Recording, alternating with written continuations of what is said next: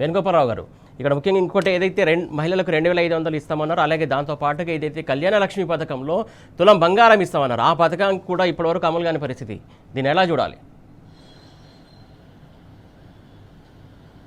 అంటే ముఖ్యంగా చూసుకుంటే కాంగ్రెస్ ప్రభుత్వం అధికారంలోకి రావడం కోసం ఇలాంటి యొక్క కార్యక్రమాలు చేసిందని చెప్పి పలువురు అనుకుంటున్నటువంటి పరిస్థితి అయితే మనకు ప్రతి చోట వినిపిస్తున్నటువంటి పరిస్థితి సురేష్. ఎందుకంటే ముఖ్యంగా చూసుకుంటే ఇప్పుడు మీరు ఇందాక చెప్పినటువంటి బతుకమ్మ చీరల విషయానికి వస్తే చూడండి, ఎగ్జాంపుల్ చెప్పాలంటే చేనేత పరిశ్రమకు సంబంధించినటువంటి సిరిసిల్ల ఒకప్పుడు సమైక్య రాష్ట్రంలో ఉరిసిల్లగా ఉన్నటువంటి పరిస్థితి. కానీ తెలంగాణ రాష్ట్రం వచ్చిన తర్వాత సిరిసిల్లను సిరిశాలగా మార్చేందుకు అంటే రాష్ట్ర ప్రభుత్వం పెద్ద ఎత్తున బృహత్తర కార్యక్రమాలు తీసుకుందని చెప్పాలి. ఒకప్పుడు సిరిసిల్లలో సరైనటువంటి పని లేని నేపథ్యంలో రాష్ట్ర ప్రభుత్వం ప్రత్యక్షంగా వీరికి బతుకమ్మ చీరల ఆర్డర్ కావచ్చు, స్కూల్ యూనిఫామ్స్కు సంబంధించి కావచ్చు, అంటే ప్రతి ఒక్క విషయంలో కూడా 24 గంటలు వారికి పని కల్పించే విధంగా కార్యక్రమాలు చేసినటువంటి పరిస్థితి. ఇంకోవైపు ఇటు బీడీ కార్మికులు ఈ యొక్క బీడీలు చూడితే వీళ్ళకి క్యాన్సర్ వ్యాధి వస్తుంది. కానీ వీళ్లకు ఎవరు కూడా ఇప్పటివరకు పెన్షన్ ఇచ్చినటువంటి దాఖలాలు లేవు. కానీ బీఆర్ఎస్ ప్రభుత్వం ఉన్నప్పుడు క్యాన్సర్ సంబంధించి అంటే వీళ్ళు పడుతున్నటువంటి అవస్థలను దృష్టిలో ఉంచుకొని వీళ్ళకు కూడా అంటే బీడీ కార్మికులు కూడా పెన్షన్ ఇచ్చినటువంటి పరిస్థితి